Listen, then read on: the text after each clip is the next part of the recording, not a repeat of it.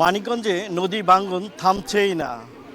তো ইতিমধ্যেই বিলীন হয়ে গিয়েছে মানিকগঞ্জের শিবালয় উপজেলার পাটুরিয়া ঘাটের লঞ্চ ঘাট এবং তো বন্ধ রয়েছে ৫ নাম্বার ফেরিঘাটও।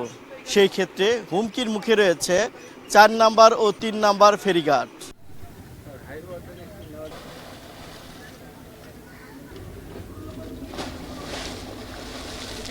এছাড়াও হুমকিতে বসতভিটা, ফসলি জমি সহ নানা স্থাপনা। মানিকগঞ্জের শিবালয় উপজেলার পাটুরিয়া ঘাট সহ বররিয়া, নয়াকান্দি, মান্ডাখোলা, মালচি, পদ্মার বাম তীর আজ হুমকির মুখে।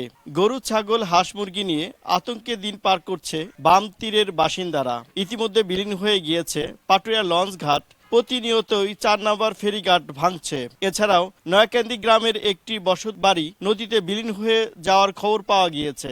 এতে গত ৩ দিনে ৩টি বাড়ির ৪টি ঘর পদ্মায় বিলীন হয়ে গিয়েছে। এমন ভাঙনের কারণে আতঙ্ক এবং নির্ঘুম সময় পার করছে পদ্মার বাম তীরের বাসিন্দারা। আমার 4টা ঘর গেছে, আমার পাশে থেকে আরো 2টা ঘর গেছে।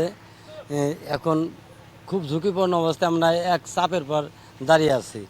থাকার মতো কোনো জায়গা নেই আমাদের এখন। বস্তা বস্তি ফেলাইয়া দেয়, তাইলেও আমরা থাকতে পারি আমাদের এইটুক জায়গার মধ্যে বেরবুর দিয়ে।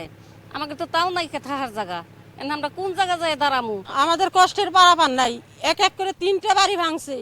তারপর এসে রাস্তায় মাঝখানে মনে করে টুমাই ঠেলা ছিল, তাই বান করে তারপর আমরা সেই জায়গায় বসবাস করতেছি। আমরা কি অবস্থায় আছি, কেমন আছি, রাতের পর রাত জায়গা নদীর পাড়ে বসে থাকি, কখন না জানি ব্যাঙ্গে নদীতে নিয়ে যায়, আমরা আর কত সহ্য করুম। তবে নদী ভাঙ্গনে কাজ করছে বিআইডব্লিউটিএ ও টিসি কর্তৃপক্ষ।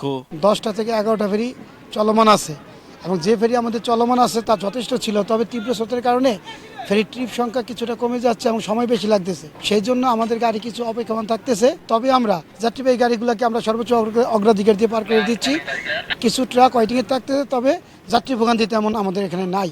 আমাদের মেরিন অফিসার সর্বদাই তৎপর আছেন, আমরাও তৎপর আছি এবং সে ওই বিআইডব্লিউটি এর যে নির্বাহী প্রকৌশলী তার সাথে সার্বক্ষণিক যোগাযোগ অব্যাহত রেখেছেন।